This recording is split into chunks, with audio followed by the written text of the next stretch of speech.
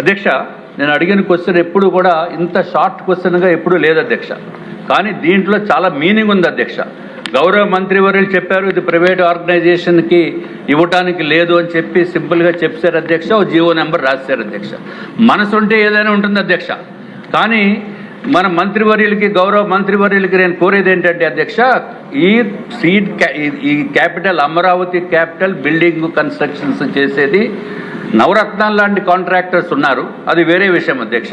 కానీ రాష్ట్రంలో సబ్కా అని state of Andhra Pradesh building contractors association అని చెప్పి అధ్యక్ష, దాంట్లో 4000 మంది కాంట్రాక్టర్స్, రిజిస్టర్డ్ కాంట్రాక్టర్స్ ఉన్నారు అధ్యక్ష. చిన్న చిన్న కాంట్రాక్టర్స్ మన పెద్దవాళ్ళే కనపడతారు, కానీ చిన్న చిన్న కాంట్రాక్టర్స్కి మరి ఏమాత్రం కూడా అవకాశం లేనటువంటి పరిస్థితి అధ్యక్ష. ఇది ఒక్కటే 4000 మంది రిజిస్టర్డ్ కాంట్రాక్టర్సే కాకుండా 6000 మంది ఎఫిలియేటెడ్ మెంబర్స్ కూడా దాంట్లో ఉన్నారు అధ్యక్ష. అంటే ఈ రాష్ట్రంలో 10,000 మంది ఉన్నారు అధ్యక్ష. This is not a private organization అధ్యక్ష. దీనికి it is registered under societies act 431/2019 అధ్యక్ష. I'm repeating 431/2019. It is a registered societies act కింద రిజిస్టర్ అయిన బాడీ అధ్యక్ష. మేము అడిగింది దేని గురించి అధ్యక్ష? కాంట్రాక్టర్స్ అడిగింది ఎంతో దూరం నుంచి వచ్చి చిన్న చిన్న కాంట్రాక్టర్స్ వాళ్ళు ఉండటానికి వసతి లేక, ఉండాలనుకుంటే డబ్బులు లేక, పేమెంట్స్ లేక నానా దుర్భరమైన పరిస్థితుల్లో ఉన్నారు అధ్యక్ష. కాబట్టి ఇక్కడ ఏదైనా స్టేట్ మీరు ఏమైనా బిల్డింగ్ సైట్ ఒక్కటే ఏమన్నా నామినల్ రేట్కి ఇమ్మని చెప్పి ఈ కాంట్రాక్టర్స్ రిక్వెస్ట్ చేస్తున్నారు అధ్యక్ష. అంతేగాని డబ్బులు బిల్డింగ్ కన్స్ట్రక్షన్కి ఇమ్మని చెప్పి డబ్బులు ఏమి ఇమ్మని అడగట్లేదు అధ్యక్ష. దీనికి ఇందాక చెప్పిన మంత్రివర్యులు చెప్పినట్టు స్టేట్ ఆఫీస్కి, ఒక కన్వెన్షన్ సెంటర్స్కి, అలాగే ఒక స్కిల్ డెవలప్మెంట్ సెంటర్కి వాళ్ళ అకామిడేషన్ గురించి అడుగుతున్నారు అధ్యక్ష. ఇదొకటే కాకుండా అధ్యక్ష ఇంకొక రిక్వెస్ట్ ఏంటంటే ఇది మాకు రూల్స్ పర్మిట్ చేయవని అంటున్నారు అధ్యక్ష. సరే, దానికి తప్పనిసరిగా దీన్ని ఆలోచించవలసిన అవసరం ఉంది అధ్యక్ష. గౌరవ మంత్రివర్యులు, గౌరవ ముఖ్యమంత్రి వర్యులు దీనిపైన కొంచెం ఆలోచించి మిగిలిన కాంట్రాక్టర్స్, ఎంఎస్ఎంఈలో ఉన్న కాంట్రాక్టర్స్ కూడా కొంత చేయూతనివ్వాల్సిన అవసరం ఉంది అధ్యక్ష. ఇదొక్కటే కాకుండా ఏమాత్రం డబ్బులు ఖర్చు లేని డబ్బులు ఖర్చు కూడా ₹1 ఖర్చు లేకుండా ఉండే వ్యవహారం కూడా మంత్రివర్యులు చేయవలసిన అవసరం ఉంది అధ్యక్ష. అదేంటంటే 29th డిసెంబర్ కాంట్రాక్టర్స్ డే కింద గుర్తించవలసిన అవసరం ఉంది అధ్యక్ష. ప్రతి వాళ్ళకి ఇంజనీర్స్ డే ఉంది, డాక్టర్స్ డే ఉంది, మదర్స్ డే ఉంది, ఫాదర్స్ డే ఉంది. ఈ మొత్తం బిల్డింగ్ నిర్మాణం మొత్తం చేసేది మొత్తం కాంట్రాక్టర్సే కదా అధ్యక్ష. వాళ్ళకి ఒక డే అనేది లేకుండా ఎలాగ అధ్యక్ష? అది డే కనుక 29th డిసెంబర్ కాంట్రాక్టర్స్ డే కింద ప్రకటించవలసిన అవసరం ఉంది అధ్యక్ష. అప్పుడైతే ఏమవుతుందంటే అధ్యక్ష, ఈ చిన్న చిన్న కాంట్రాక్టర్స్, పెద్ద కాంట్రాక్టర్స్ వారి సహాయ సహకారాలతోటి గౌరవ మంత్రివర్యుల్ని పిలిపించి వారికి సన్మానం చేసి కాంట్రాక్టర్స్కి ఉన్న ప్రాబ్లమ్స్ ఇవన్నీ కూడా తెలపడానికి అవకాశం ఉంటుంది అధ్యక్ష.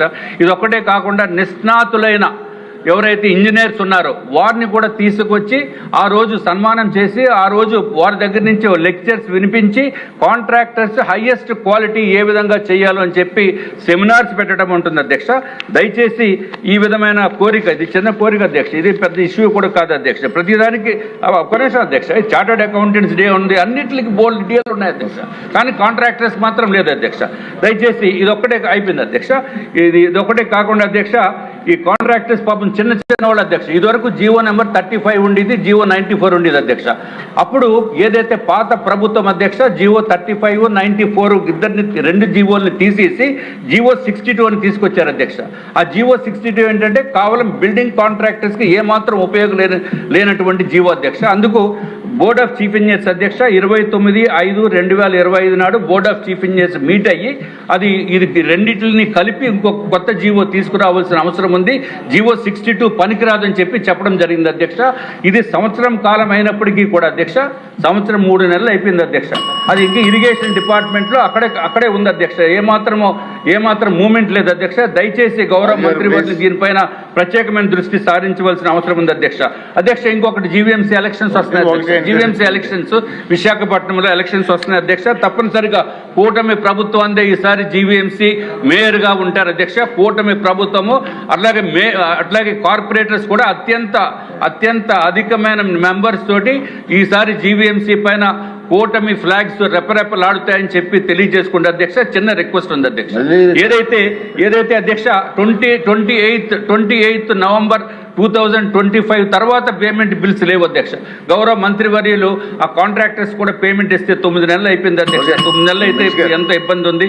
ఈ ఎలక్షన్స్ మనం ఎలాగ వెళ్ళవలసిన అవసరం ఉంది అధ్యక్ష. దయచేసి ప్రత్యేకమైన శ్రద్ధ చూపించవలసిందిగా మిమ్మల్ని కోరుకుంటున్నాం అధ్యక్ష. నమస్కారం అధ్యక్ష. ఈ రూల్స్ రెగ్యులేషన్స్ ఏదైతే చెప్పానో ఇవన్నీ కూడా సుప్రీంకోర్టు 25/11/2024 ఇచ్చిన డైరెక్షన్ బట్టి యాక్చువల్గా ఈ రూల్స్ రెగ్యులేషన్స్ ఫ్రేమ్ చేసాం అధ్యక్ష. ఇందులో రూల్స్ వచ్చేకే 6 మోడల్స్ చేసాము.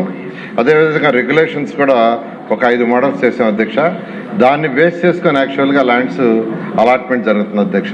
అదేవిధంగా ఏదైతే బిల్స్ అన్నారో బిల్స్ కూడా గత ప్రభుత్వం చేసిన అనేక అవకతవకల వల్ల దాదాపు ఈ ప్రభుత్వం వచ్చేటప్పటికి 3,000 కోట్ల దాకా బిల్స్ పెండింగ్ ఉన్నాయి అధ్యక్ష. అయితే ఫైనాన్స్ డిపార్ట్మెంట్ వాళ్ళు ఫైనాన్షియల్ ఫీజిబిలిటీ తీసుకొని దాదాపు మెజారిటీ బిల్స్ పే చేశారు అధ్యక్ష. మిగతా బిల్స్ కూడా గవర్నర్ ముఖ్యమంత్రి గారిని అడిగితే వీలైన తొందరలో చేయమని ఇన్స్ట్రక్షన్ ఇచ్చారు. వారు కూడా ఫీజిబిలిటీ తీసుకొని ఆ బ్యాలెన్స్ కూడా ఇవ్వడం జరుగుతుంది అధ్యక్ష.